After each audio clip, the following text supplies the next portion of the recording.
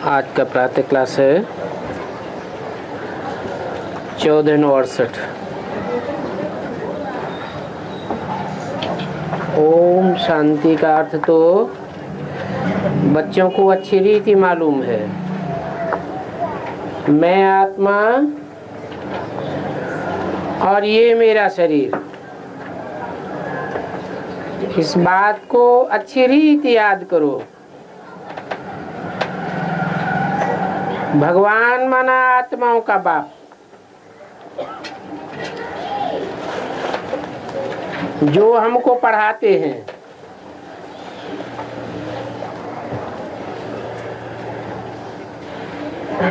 वो आत्माओं का बाप भगवान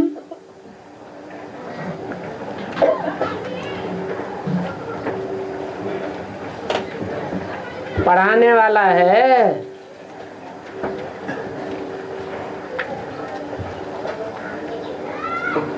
मनुष्यों का बाप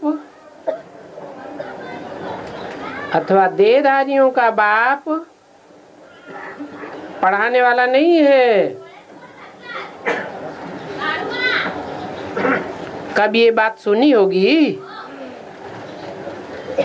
कि आत्माओं का बाप भगवान हमको पढ़ाते हैं। दुनिया वाले ये तो समझते हैं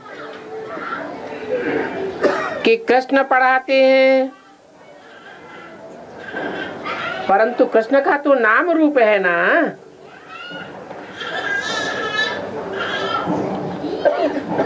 जो नाम रूप में बंधे हुए हैं वो कैसे पढ़ावेंगे? ये तो पढ़ाने वाला निराकार बाप है। आत्माएं निराकार, आत्माओं का बाप भी निराकार, परंतु आत्माएं हैं जन्म मरण के चक्र में आने वाली, और आत्माओं का बाप जन्म मरण के चक्र में आने वाला नहीं है। इसलिए त्रिकालदर्शी है। आत्मा सुनती है और परमपिता परमात्मा सुनाते हैं। तो ये नई बात है ना। ज्ञान भी है, विनाश तो होना का ही है। तो विनाश काल में एक है विनाश काले विपरीत बुद्धि, और दूसरे हैं विनाश काले प्रीति बुद्धि।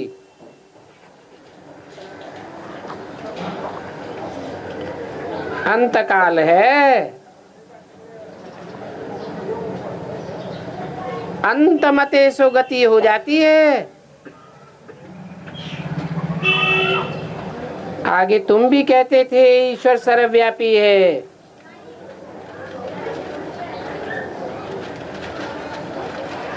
पत्थर में है, भित्तर में है, कण कण में है।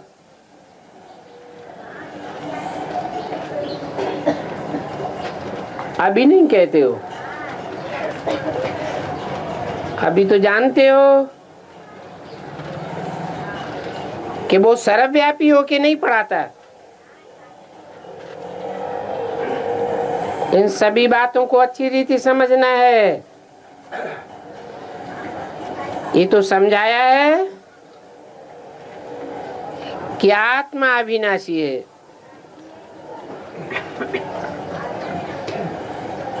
और शरीर विनाशी है। आत्मा कब घिसती बढ़ती नहीं है। शरीर तो नष्ट भी हो जाता है। आत्मा तो इतनी छोटी आत्मा,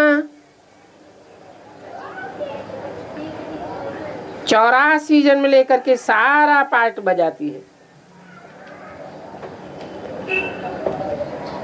आत्मा कितने शरीर धारण करती है और कितने शरीरों को चलाती है।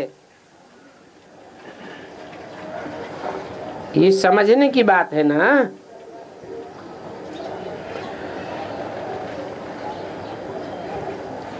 अभी ऊंचे ते ऊंचे बाप पढ़ाते हैं तो जरूर मर्तबा भी ऊंच मिलेगा, और आत्मा ही पढ़ करके मर्तबा पाती है। वो आत्मा कोई देखी नहीं जाती है, इन आंखों से तो नहीं देख सकते। बहुत कोशिश करते हैं देखने की, आत्मा कैसे आती है, कहां से निकलती है, परंतु मालूम तो कोई को नहीं पड़ता। करके कोई देखे भी तो भी कुछ समझ नहीं सकेंगे। ये तो तुम समझते हो कि आत्मा ही शरीर में वास करती है, तो आत्मा अलग है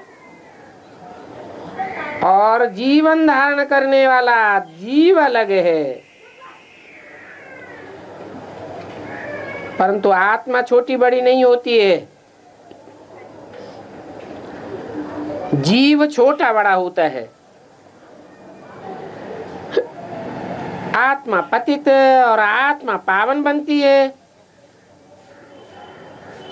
आत्मा ही बाप को बुलाती है, हे पतित आत्माओं को पावन बनाने वाले, हे बाबा आओ। ये भी समझाया है, सभी सीताएं ब्राइड से हैं और वो है राम ब्राइड ग्रूम।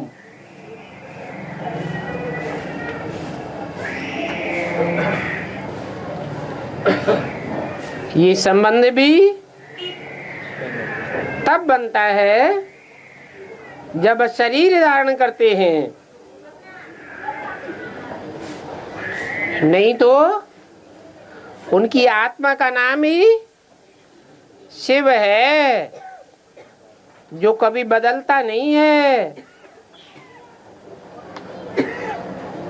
वो लोग फिर सभी को ब्राइड ग्रूम कह देते हैं।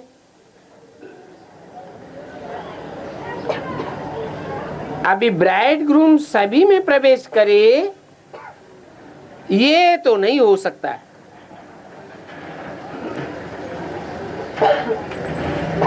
ये उल्टा ज्ञान बुद्धि में होने के कारण नीचे गिरते आए हैं,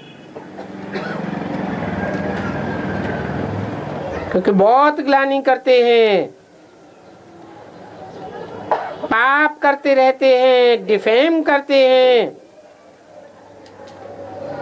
बाप की बहुत बड़ी निंदा करते हैं।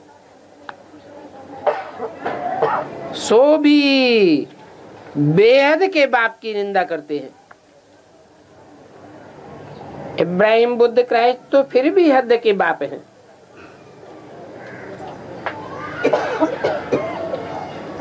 अब देखो, बच्चे का बाप की ग्लानि करेंगे क्या? परंतु आजकल बिगड़ते हैं तो बाप को भी गालियां देने लग पड़ते हैं, और ये तो बेहद का बाप है। आत्मा ही बेहद के बाप की ग्लानि करती है। हे भगवान, आप कच्छ मच्छ अवतार लेते हो। कच्छ अर्थात कछुआ के बच्चे हो, मच्छ अर्थात माछला के बच्चे हो। कितनी रूहानी बाप को ग्लानियां देते हैं, गालियां देते हैं और ग्लानि करने लग पड़ते हैं। भारत में ऐसी ग्लानि करते हैं और कहां भी कोई ऐसी ग्लानि नहीं करते हैं। कृष्ण के लिए कितनी ग्लानि किए, कहते रानियों को भगाया, यह किया, मक्खन चुराते थे। अभी मक्खन आदि चुराने को उनको क्या दरकार पड़ी है? कितने तमो प्रधान बुद्धि बन पड़े हैं। बाप कहते हैं मैं आकर के तुमको पावन बनाने की बहुत सहज युक्ति बताता हूं। बाप ही पतित पावन है, वो सर्वशक्तिवान है, अथॉरिटी है। साधु संत आदि जो भी हैं उनको शास्त्रों की अथॉरिटी कहा जाता है, परंतु देखो उनको अहंकार कितना रहता है। जो बैठ करके फिर शास्त्रवाद करते हैं, खास बनारस में जाकर के शास्त्रवाद करते हैं, संस्कृत में।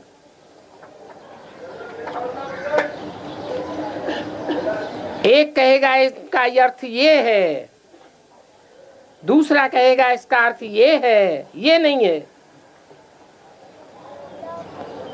बड़े शास्त्रों की बातों में होशियार होते हैं, फिर उनको मान देने के लिए हर एक को 21-21 रुपया देते हैं। कितना भवका होता है उन शास्त्रवादियों का। 5-5, 7-7 मोटरें भी रहती हैं, सिपाही पहरे वाले रहते हैं, खजाना उनके हाथ में होता है, सारी पलटन साथ में निकलती है। अब यहां देखो शिवाचारी का तो कोई भवका नहीं, कोई पलटन आदि साथ में नहीं रहती है।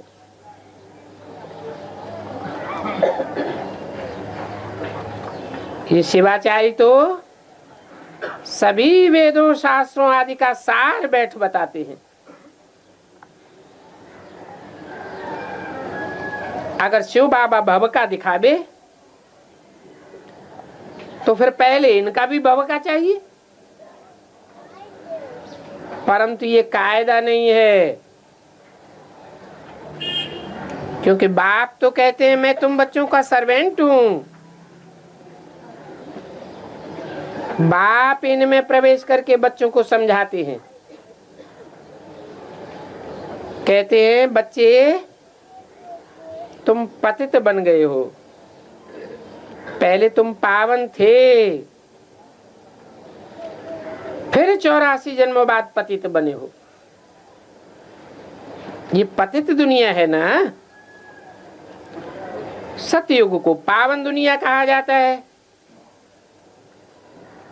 जबकि लक्ष्मी नारायण सतयुग में राज्य करते थे, अभी पतित बन गए हैं।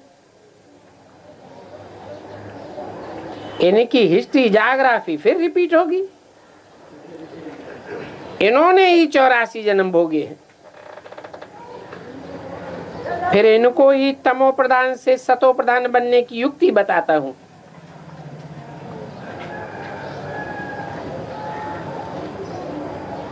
बाप ही सर्वशक्तिवान है, अथॉरिटी है, ब्रह्मा द्वारा सभी वेदों शास्त्रों का सार बैठ समझाते हैं।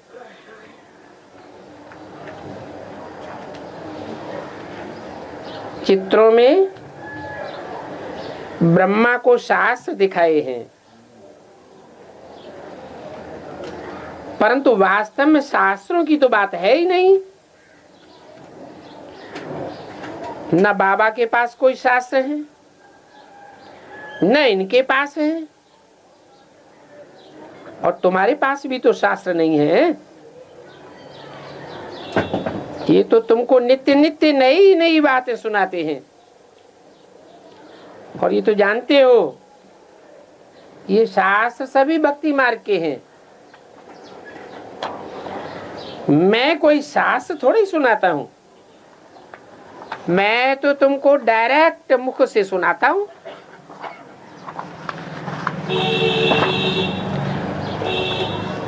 सुनाता हूं और राजयोग सिखाता हूं।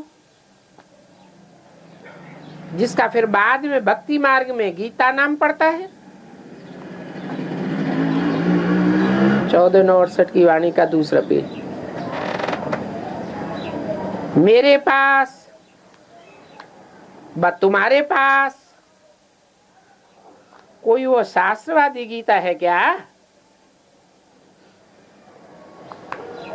ये तो पढ़ाई है। पढ़ाई में अध्याय व श्लोक आदि थोड़े ही होते हैं। मैं तो तुम बच्चों को पढ़ाता हूँ और हूबहू कल पहले मिसल पढ़ाता हूँ और आगे भी कल्प कल्प पढ़ाता रहूंगा। इतनी सहज बात समझाता हूँ। कहता हूँ अपन को आत्मा समझो।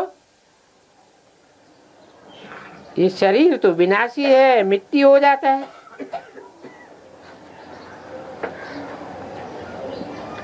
इसलिए बाबा होलिका का मिसाल देते हैं।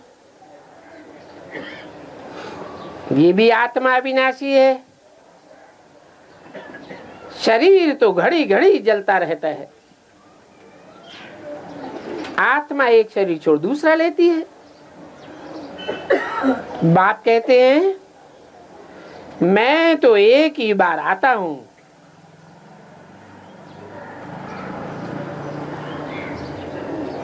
जिसकी यादगार मनाते भी शिवरात्रि हैं।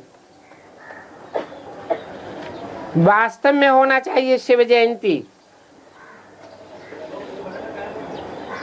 परंतु जयंती कहने से जन्म हो जाता है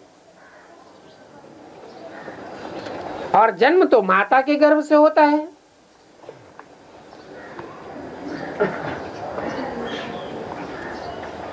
इसलिए शिवरात्रि कहा जाता है। शिव बाबा कहते हैं मैं रात्रि को ही आता हूं। पूछते हैं बाबा आपकी कौन सी रात्रि है? कहेंगे द्वापर और कलयुग की रात्रि है।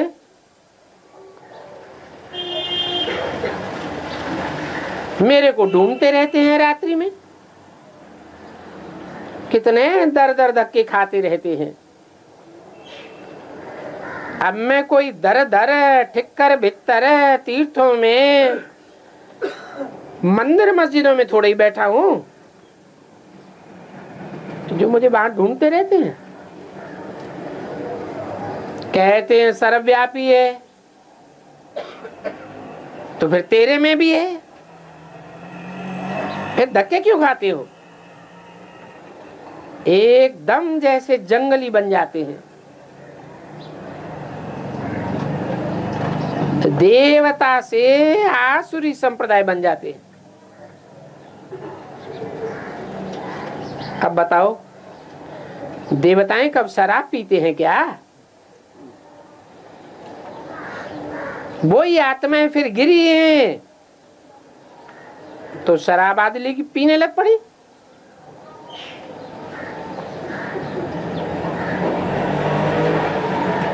ऐसे देवताओं के भी मंदिर होते हैं, देवी देवताएं, जहां शराब आदि का भोग लगाई देते हैं। अब बाप समझाते हैं पुरानी दुनिया का विनाश जरूर होना है। इस पुरानी दुनिया में अनेक प्रकार के धर्म हैं। नई दुनिया में एक ही धर्म होता है। बाद में फिर अनेक से अनेक हुए। अभी फिर अंत में एक जरूर होना है। मनुष्य तो कह देते हैं कलयुग में अजूर 40,000 वर्ष पड़े हैं। इसको कहा जाता है घोर अंधियारा। गाते भी हैं ज्ञान सूर्य प्रगटा ज्ञान अंधेर विनाश। अभी मनुष्यों में बहुत अज्ञान है। बाप ज्ञान सूर्य है, ज्ञान सागर बन करके आता है तो तुम्हारा भक्ति मार्ग का ज्ञान मिट जाता है। तुम बाप को याद करते करते पवित्र बन जाते हो। तुम्हारी सारी खाद निकल जाती है। ये योगाग्नि है।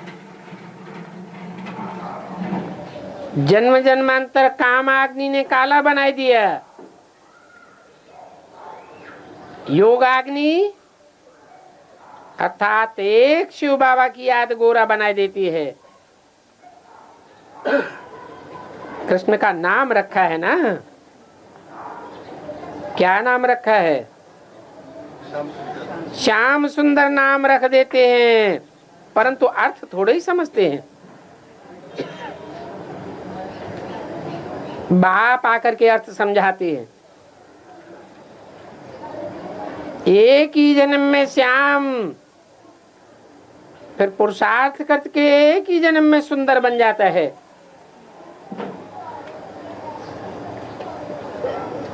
पहले पहले सतयुग में कितने सुंदर थे, तो शरीर भी पवित्र और सुंदर लेते हैं। वहां कितना धन दौलत होता है, सभी कुछ नया होता है, धरती भी नई होती है जो अब पुरानी बनी है। कितनी खाद डालते हैं। अभी इस पुरानी दुनिया का विनाश तो जरूर होना है।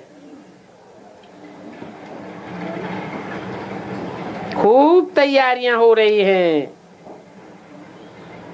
भारतवासी इतना नहीं समझते हैं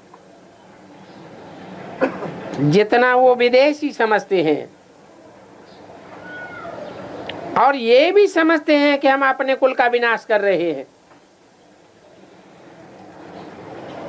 हमारे ही कुल का विनाश करने के लिए कोई प्रेरक है? इस साइंस के द्वारा हम अपना ही विनाश कराते हैं। ये भी समझते हैं क्राइस्ट से 3000 वर्ष पहले पैराडाइज था, गॉड गॉडेस का राज्य था।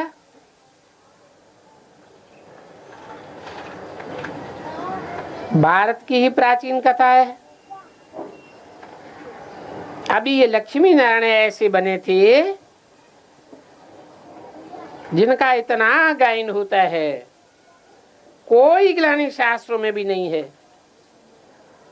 कि राजयोग से ऐसे बने।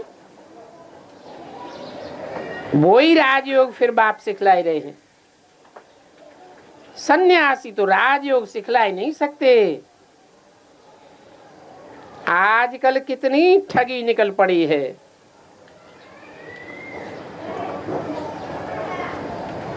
नाम रख देते हैं महर्षि।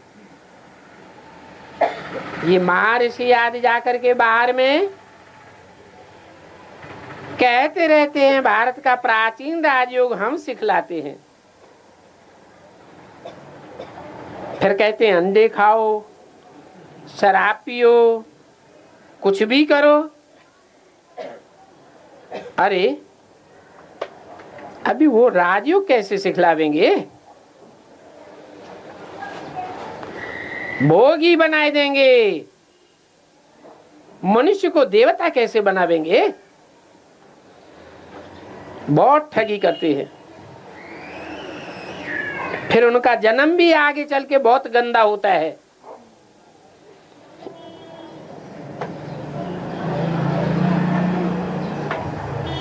सन्यासियों में भी ऐसे होते हैं जो बहुत बीमार आदि पड़ते हैं।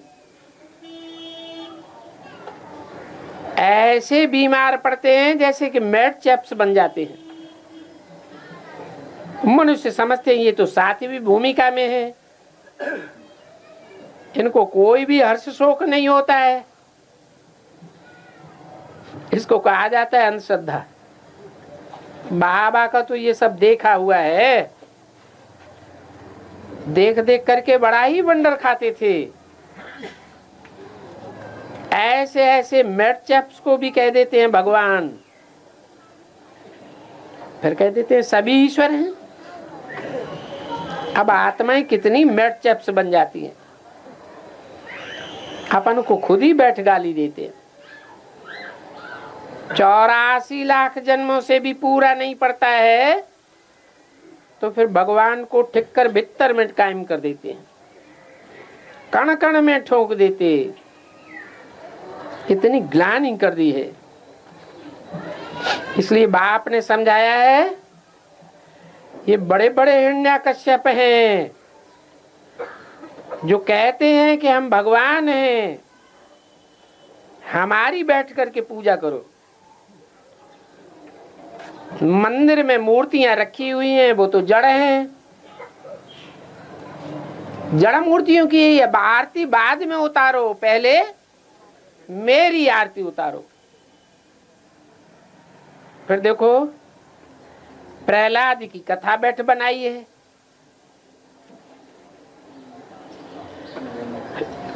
नाम रख दिया है प्रहलाद,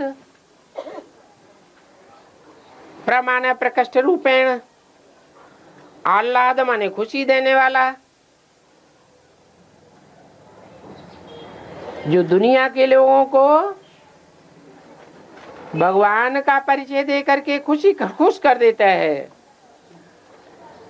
परंतु उसका बाप दिखाया है हिरण्यकश्यप, जो कहते हैं कि हम ही भगवान हैं। तो बाप समझाते हैं, देखो आत्मा कितना ऊंच बनती है, फिर पुनर्जन्म लेते लेते तमो प्रधान बन जाते हैं। अभी फिर से तुम स्वर्ग की स्थापना कर रहे हो, सब खुश हो जाएंगे। हाँ, वहां कोई दूसरा धर्म नहीं होता है। अभी बाप कहते हैं इस नर का विनाश तो जरूर होना है। यहां तक जो आए हैं वो फिर स्वर्ग में जरूर जाएंगे। शिव बाबा का थोड़ा भी अगर ज्ञान सुना तो स्वर्ग में जरूर आवेंगे। फिर जितना पढ़ेंगे, बाप को याद करेंगे, सेवा करेंगे, उतना ऊंच पद पावेंगे, नहीं तो प्रजा वर्ग में चले जाएंगे। अभी विनाश काल तो सभी के लिए है। हाँ, विनाश काले प्रीति बुद्धि जो हैं, उनके सिवाय और तो कोई एक बाप को याद नहीं करते हैं।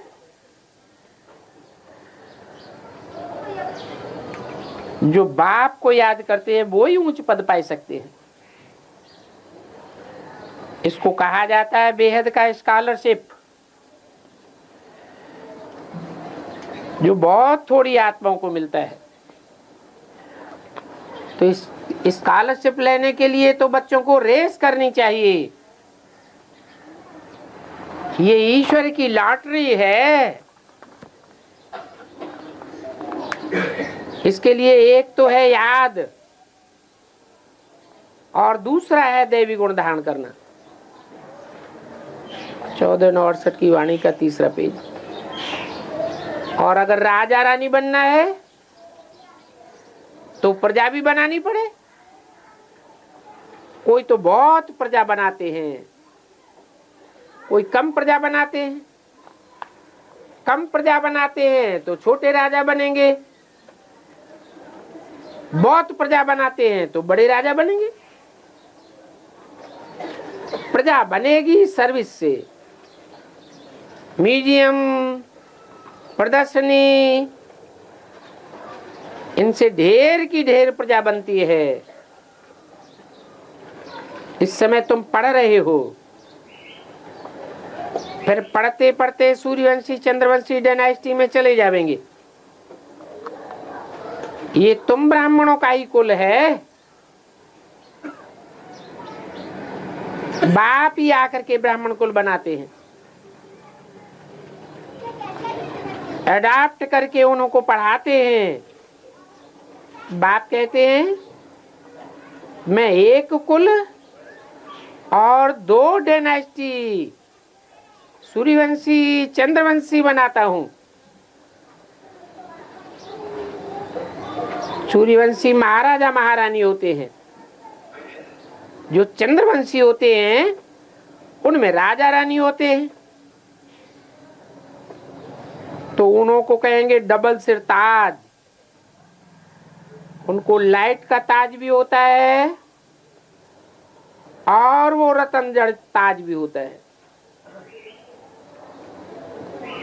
वास्तव में ये तुम ब्राह्मणों की बात है।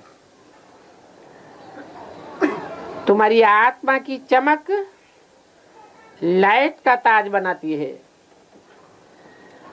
और जो तुम जिम्मेवारी उठाते हो नई दुनिया स्थापन करने की,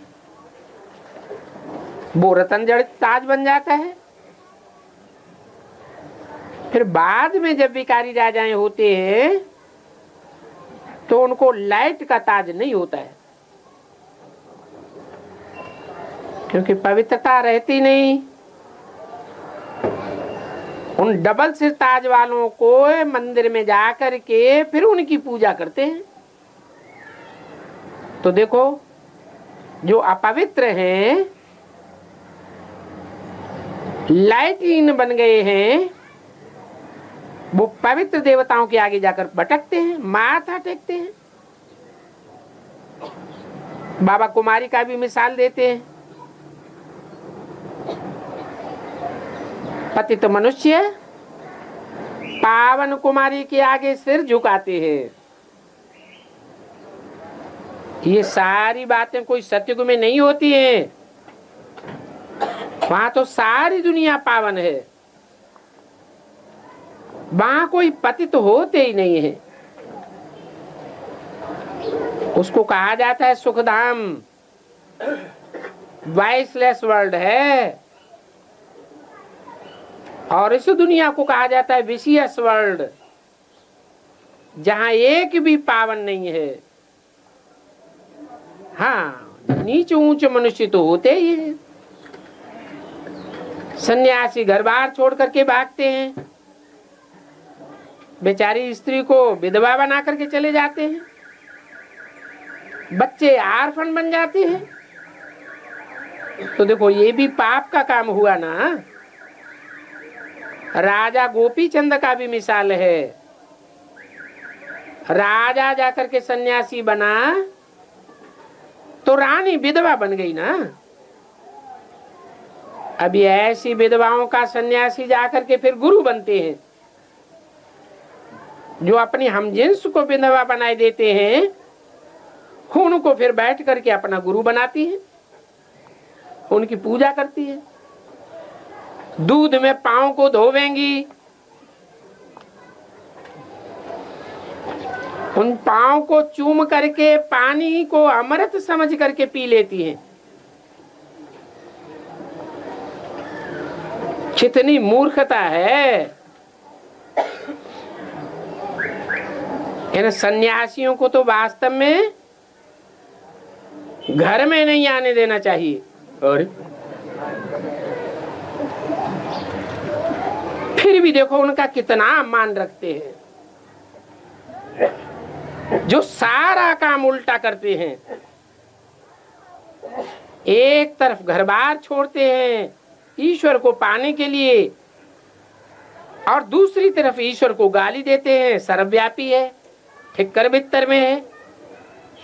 अरे, जब सर्वव्यापी है तो तुम योग किससे लगाते हो? कहेंगे ब्रह्म से योग लगाते हैं। अरे, ब्रह्म तो तत्व है, वो सर्वव्यापी है क्या? कह देते हाँ। बाप कहते हैं ये ब्रह्म तत्व ही तुम्हारा ब्रह्म है, तुम्हारे में से कोई भी वापस नहीं जा सकता। वास्तव में कोई भी मनुष्य एक दो को सदगति दे नहीं सकता। मैं ही सर्व का सदगति दाता हूं।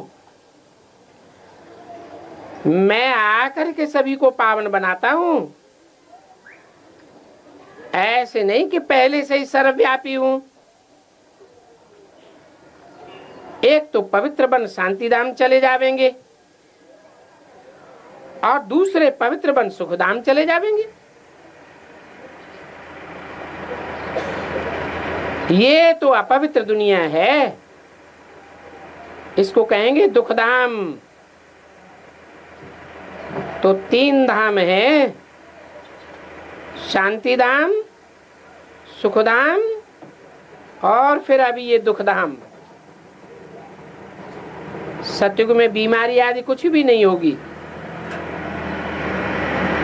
ऐसे सुखधाम के तुम मालिक थे, फिर रावण राज्य में दुखधाम के मालिक बने हो।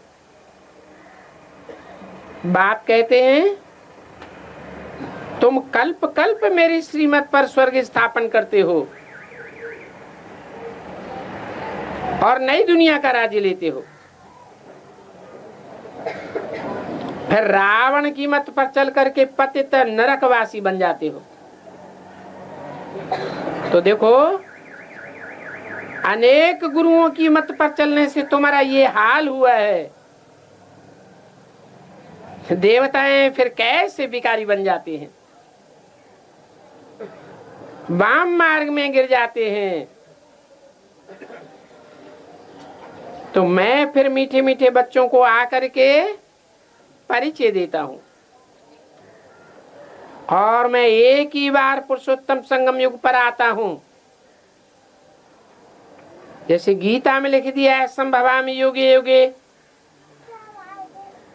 मैं हर युग में नहीं आता हूं, कल्प के संगम युग युगे आता हूं, न कि युगे युगे आता हूं। कल्प के संगम पर मुझे क्यों आना होता है? क्योंकि हेल ही फिर हेवन बनता है,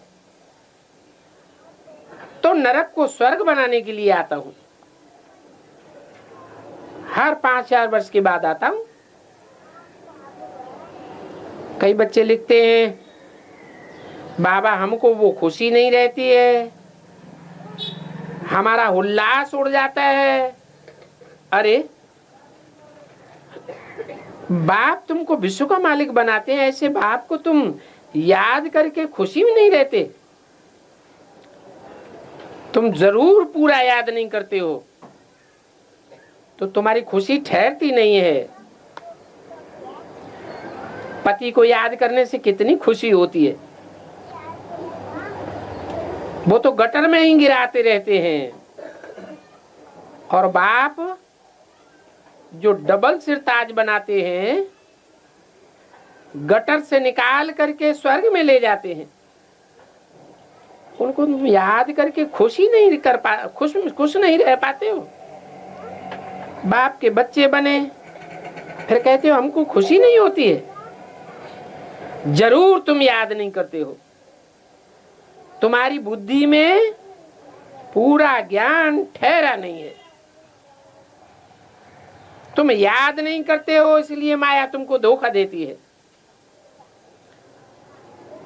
तो बाप बच्चों को कितना अच्छी रीति समझाते हैं और कल्प कल्प समझाते हैं।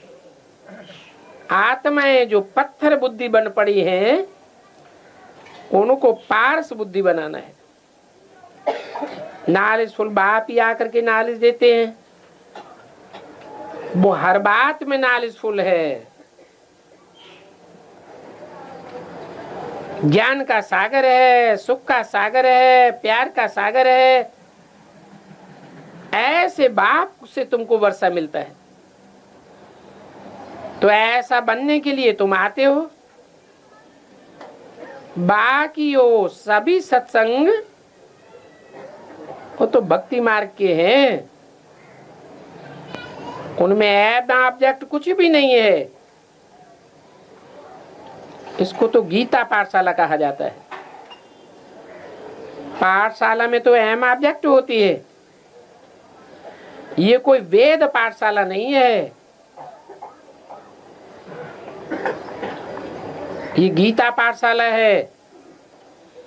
गीता से ही नर से नारायण बनते हो और जरूर बाप ही बनावेंगे।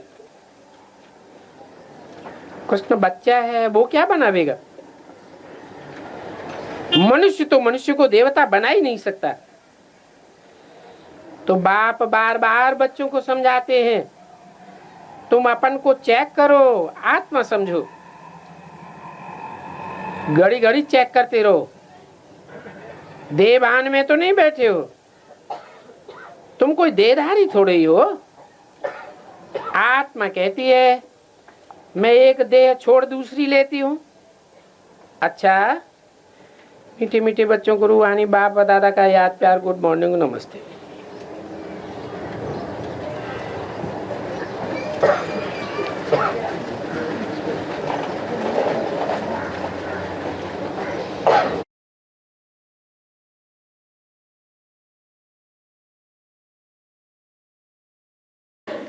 कोई नई आत्मा है तो पूछ रही है कि अनुसुईया पार्ट किसका है? उसी का होगा जो सूर्यवंशी ग्रुप की पालना कर रही हो, है? सूर्यवंशी ग्रुप की जो पालना करने के निमित्त बनी हुई होगी, उसी का पार्ट अनुसुईया होगा। अनुसुईया का अर्थ क्या है? असूया। असूया माने ईर्ष्या देश। अनुसूया माने जिसको कोई से ईर्ष्या देश न हो।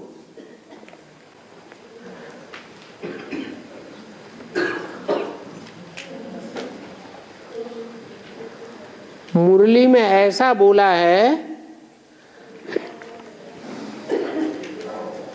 कि बड़ौदा की महारानी को पूछो तुम्हारा महाराजा कहाँ है।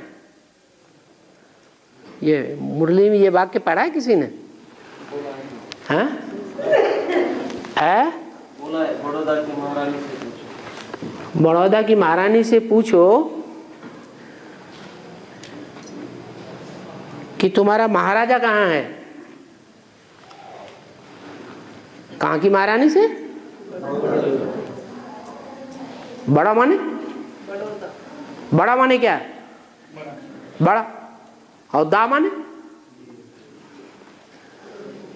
अरे हाँ, दाता। तो बड़ा देने वाला वो बड़ा महाराजा हुआ। उसकी महारानी बड़ौदा की महारानी हुई।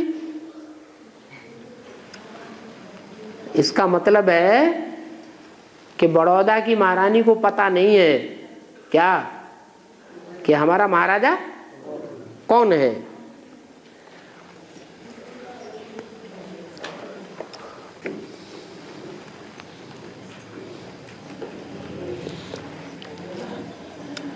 पूछा तो कुछ नहीं है, बोला है मोर और गरुड़ दो अलग अलग पक्षी हैं। मोर नेशनल बर्ड है और गरुड़ सारे पक्षियों का राजा, पक्षीराज कहा जाता है। और आकाश का राजा खगराज है। पूछा क्या है भाई?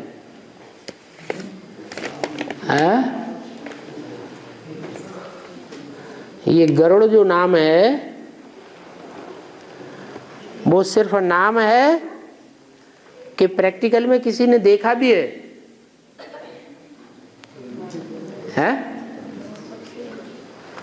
गरुड़ पक्षी किसी ने देखा भी है या सिर्फ नाम ही नाम है शास्त्रों में? नाम ही नाम है, प्रैक्टिकल में तो है नहीं। जैसे नेशनल एनिमल बाघ है और जंगल में पशुओं का राजा शेर है।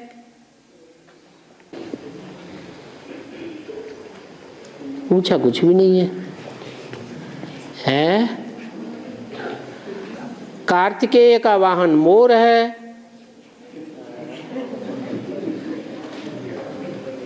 ब्रह्मा का वाहन हंस है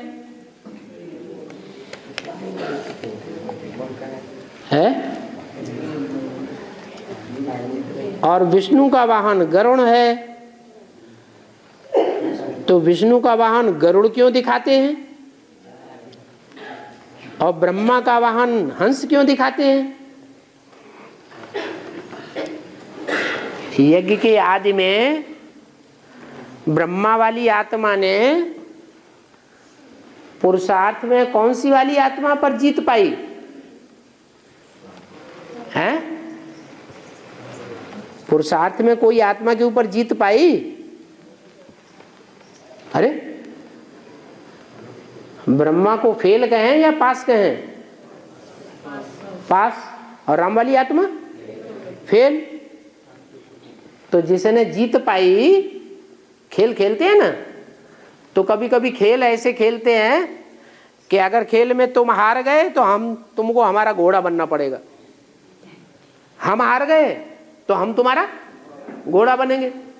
तो ऐसे यहां भी बात है कि ब्रह्मा बाबा जीत गए तो जीते हुए ब्रह्मा बाबा राम वाली आत्मा के ऊपर सवार होते हैं, तो उनका हंस वाहन हो गया। राम वाली आत्मा क्या है? रामकृष्ण परमहंस तो विख्यात है। और विष्णु का वाहन गरुड़। गरुड़ क्यों दिखाते हैं? गरुड़ जो है वो वाहन के रूप में यूज किया जाता है या विमान के रूप में यूज किया जाता है? विमान के रूप में यूज किया जाता है। तो विमान नई दुनिया में होंगे पक्षियों के या पुरानी दुनिया में होंगे? नई दुनिया में। जब विष्णु विख्यात होगा तो उसका वाहन भी विख्यात हो जाएगा। अभी गरुड़ वाहन दुनिया में कहीं दिखाई नहीं पड़ता, तो विष्णु भी दिखाई नहीं पड़ता। और आ गया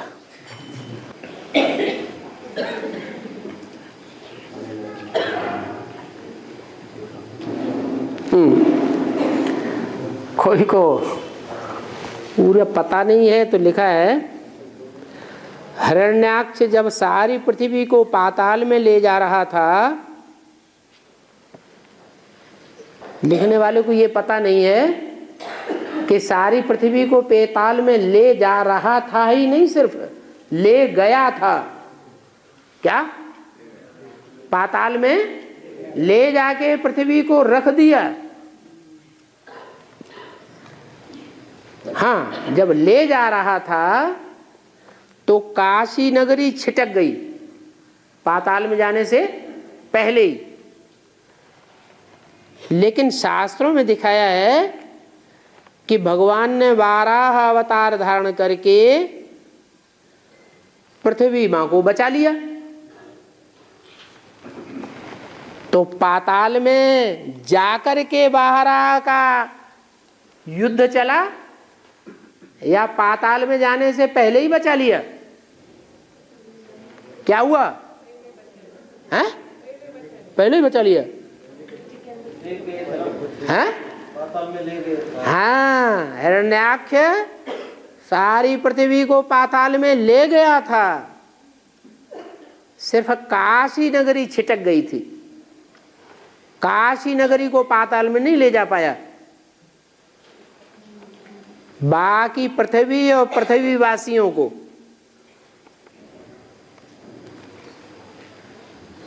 क्या?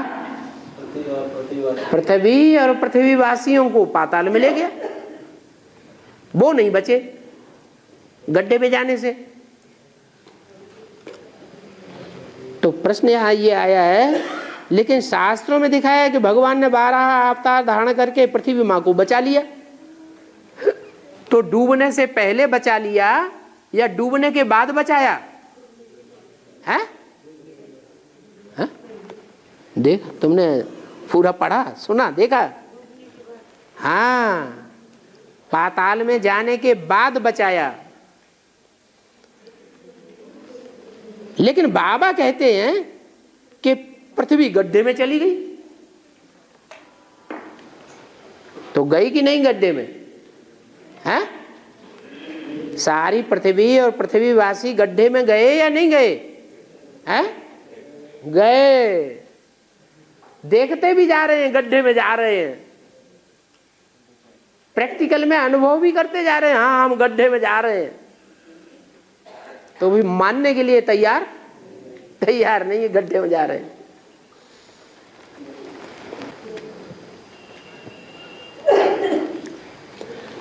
बाबा ने बोला है जो बच्चे एनएस में चले गए उनकी भी परीक्षा होगी।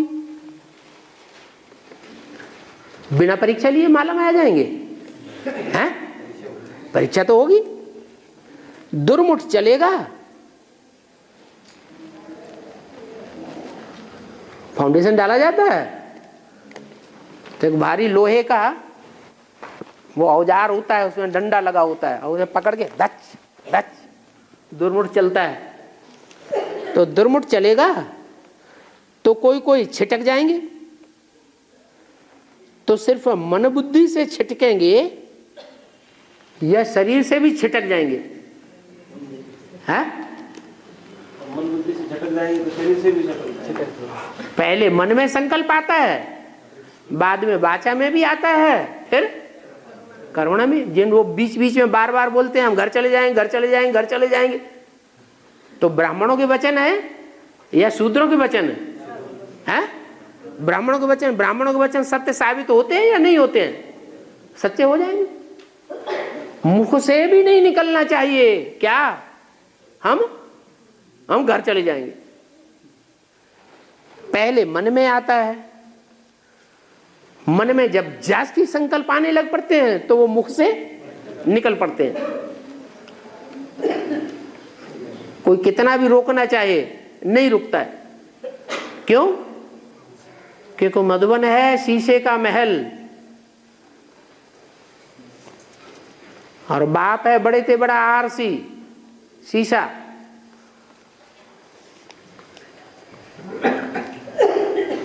कोई का छुपता नहीं है, जो अंदर है वो बाहर आ जाता है। तो सिर्फ मन बुद्धि से नहीं छिटकेंगे, लेकिन हैं शरीर से भी छिटक जाएंगे। और दुर्मुठ कैसे चलेगा? परीक्षाएं लेने वाले परीक्षा नहीं लेंगे हैं? परीक्षा जब ली जाती है तो धक्का लगता है कि नहीं? तो जो धक्का लगता है उस धक्के को जो झेल जाएंगे तो झेल जाएंगे, नहीं झेल पाएंगे तो छटक जाएंगे, टूट जाएंगे।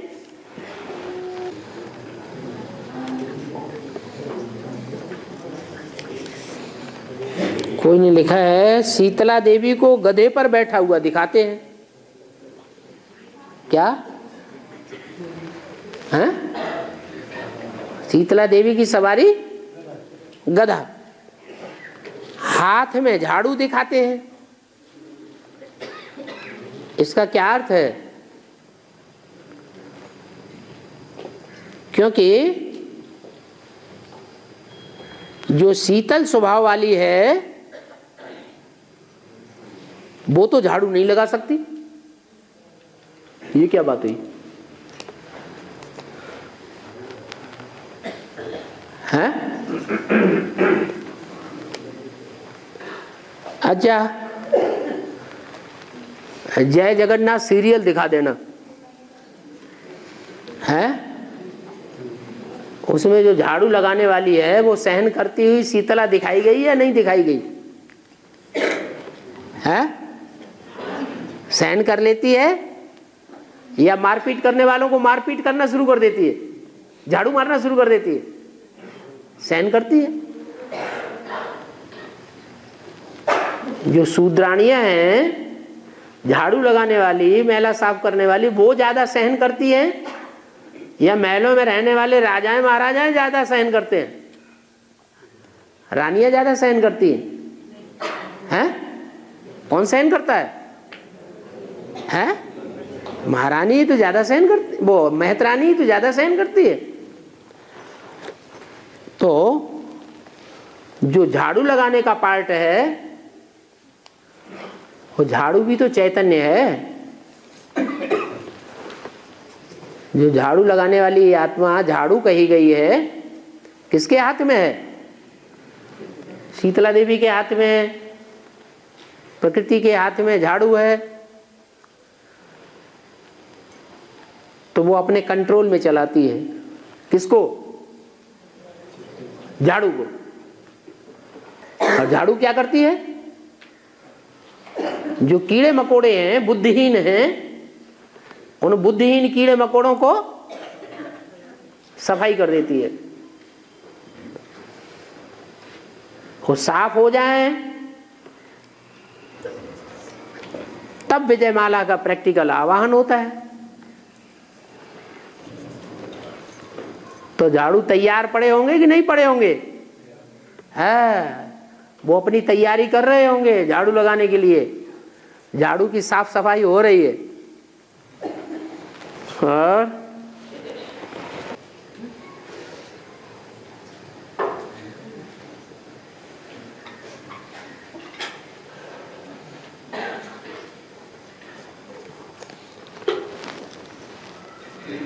आत्मा के ऊपर जो कड़े से कड़ी बीमारियां हैं,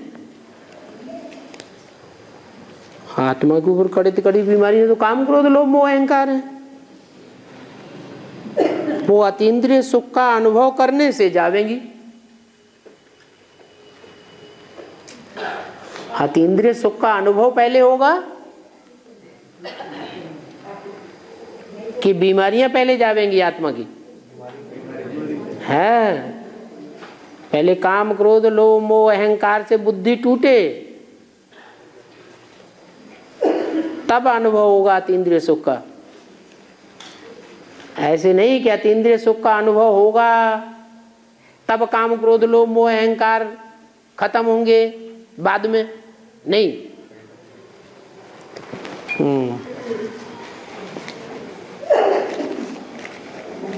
ओम शांति।